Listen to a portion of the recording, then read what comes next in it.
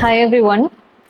Pregnant patients எல்லார் வீட்லேயுமே வந்து அது பேபி வந்து ஆணா பெண்ணா அப்படின்னு கண்டுபிடிக்க ரொம்ப ஆர்வமா இருப்பாங்க. நிறைய டைம் வந்து ஸ்கேன் பார்க்கும்போதே வந்து ஒரு சில பேர் கேட்கறது உண்டு.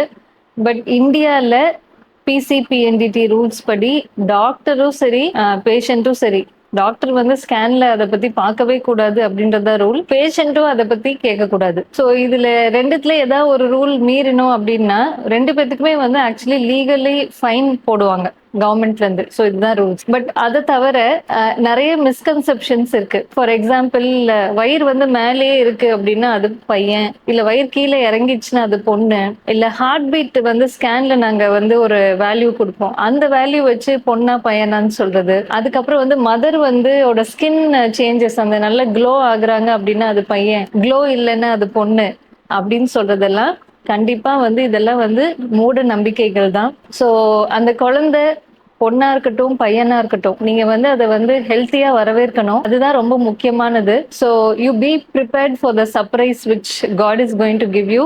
All the best.